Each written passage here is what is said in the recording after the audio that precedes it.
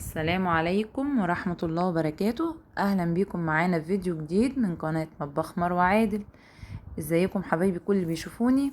النهاردة معانا هنعمل الطعمية البيتي، بس هنعملها النهاردة معاها حمص هيديها طعم حلو. معانا المقادير: نص كيلو فول مدشوش بيكون منقوع، وبرضو حمص ربع كيلو منقوع برضو، وربطة كزبرة كبيرة، ونص ربطة شبت، ونص ربطة بقدونس، ومعلقة كبيرة توم، بصلاية كبيرة، وعندنا هنا كربوناتو اللي يحب يحط كربوناتو او بيكنج باودر.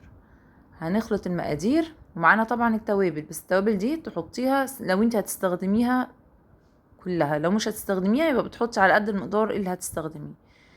هنا هخلط كل المكونات بتاعتي: الفول مدشوش المنقوع، والحمص المنقوع لازم يكون منقوع، الحمص بالذات كمان من بالليل عشان يكون طري معاكي، بصلايه كبيره، معلقه توم، والخضره بتاعتي.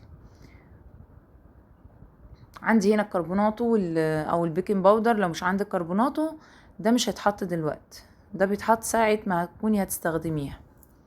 ومعانا هنا كوبايه من الميه. طبعا احنا اول مره هعملها في الخلاط، فطبعا عمر الخلاط ما هيلف معاكي وانتي مش حاطه ميه، فلازم نحط ميه. طبعا انا هنا حاطه مكعب مرقه، هو انا ولادي بيحبوه، مكعب مرقه ومعلقه بابريكا، دول انا هحطهم دلوقتي. وتبداي تضربي في الخلاط بتاعك بالراحه، تضربي وتقفي، تضربي وتقفي لحد ما تمشي معاكي، وتزودي حبه ميه. تحطي في الاول حوالي ربع كوبايه ميه، احتاجتي بتحطي تاني لحد ما الخلاط يمشي معاكي. طبعا مش هينفع تملي الخلاط، عمره ما هيشتغل معاكي بالطريقه دي. لازم هتعملي بس جزء بسيط فيه عشان ما يبقاش ما تحرقيش الخلاط بتاعك.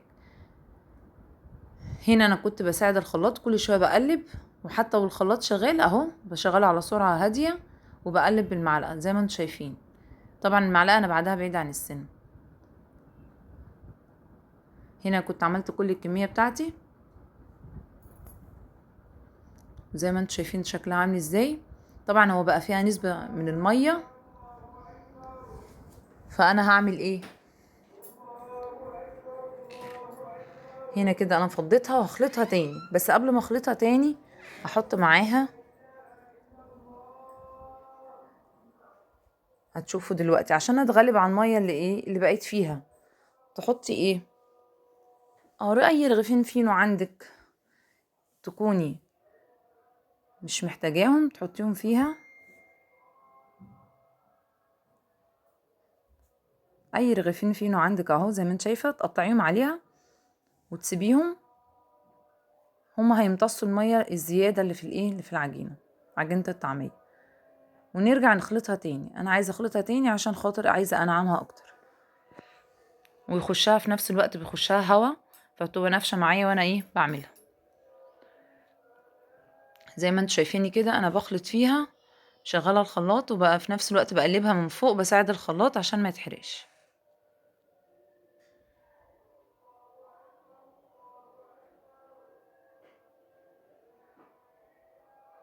هنا كنت عجنت الكميه كلها، وده الجزء اللي انا هستخدمه. ابدا احط عليه البهارات بتاعتي: معلقه كمون صغيره، ربع معلقه فلفل اسمر، معلقه كزبره، وعندي هنا كانت خضره مقطعاها صغيره، رشيتها عليها عشان تديها شكل، واديتها رشه كربونات صغيره.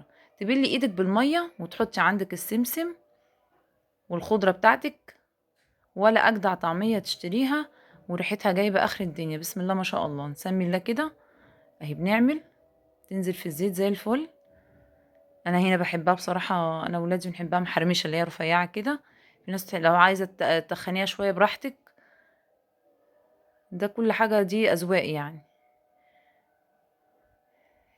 تنزل في الزيت هي مش بتفك منك، وزي الفل اهي طالعه جميله، وكانت ريحتها جايبه اخر الدنيا، ومش باين فيها خالص ان انتي مش حاطه كرات او الكلام ده خالص.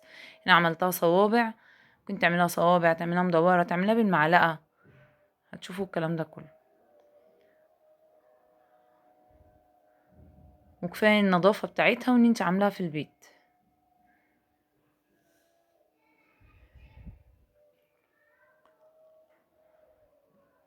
هنا بقى انا بصراحة بحب اعملها واحط عليها بيض عشان الولاد يستفيدوا منها اكتر، بحب احط فيها بيض.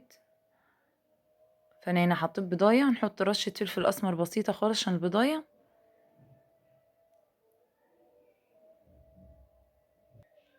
ونقلب. حطيت رشه فلفل اسمر وببدا اقلب. ممكن تعمليها بالمعلقه.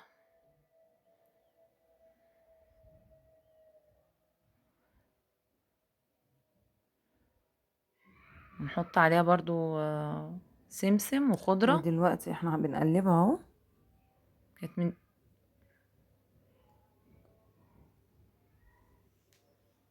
بصوا بقى، ده كان اكلنا. عملنا الطعميه اهو، حرمشه من بره وطريه من جوه، وريحتها جميله، متشربش زيت وجميله جدا.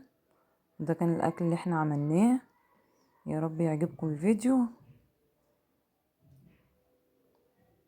وان شاء الله تشتركوا معنا في القناه، تسيبونا لايك، كومنت منكم، كومنت جميل. اشوفكم على خير فيديو جديد. السلام عليكم ورحمه الله وبركاته.